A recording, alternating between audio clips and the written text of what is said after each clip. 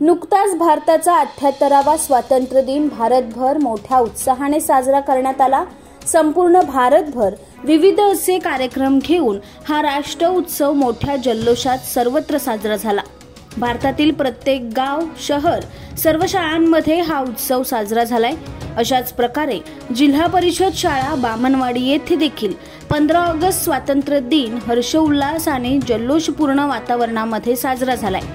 यावेळी बामणवाडी येथील ग्रामस्थ कैलासवासी ज्ञानदेव रामचंद्र देसाई यांचे ज्येष्ठ सुपुत्र प्रकाश ज्ञानदेव देसाई शेठ एक दानशूर व्यक्तिमत्व यांना 15 ऑगस्ट रोजी राष्ट्रध्वज फडकवण्याचा मान जिल्हा परिषद मराठी शाळा यांच्या वतीने देण्यात आला। या प्रसंगी त्यांनी त्यांच्या वतीने शाळेसाठी एक भेट म्हणून ब्लूटूथ स्पीकर देऊ केला।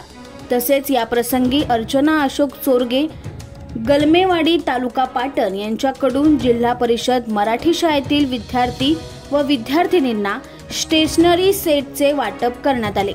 शाळेकडून मुख्याध्यापक व इतर सर्व स्टाफ यांच्या वतीने त्यांचा शाल व श्रीफळ देऊन सत्कार करण्यात आला।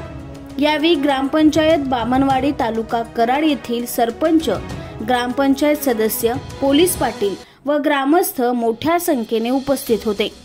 ध्वजारोहणापूर्वी शाळेतील विद्यार्थी व विद्यार्थिनींनी राष्ट्रगीत मोठ्या लयबद्धतेने गाऊन भारत माता की जय अशा मोठ्या जल्लोषामध्ये मानवंदना दिली।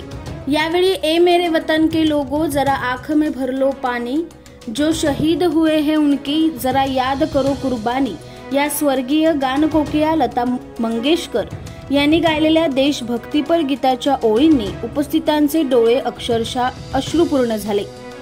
तदनंतर सारे जहां से अच्छा हिंदुस्तान हमारा, हम बुलबुले हे जिसके, ओ गिलसिता हमारा हे गीत ऐकताना ऊर अगदी अभिमानाने भरून आला।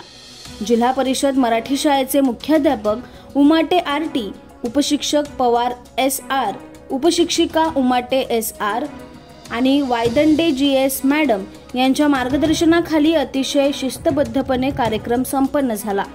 खरोखरच आमच्या चॅनलच्या वतीने त्यांना सलाम। व्हिडिओ जर्नलिस्ट विश्वास देसाई सहित मुख्य संपादक Uttam Desai, News 18 Crime Times, Bamanwadi, Karad. Subscribe now and press the bell icon. Never miss an update.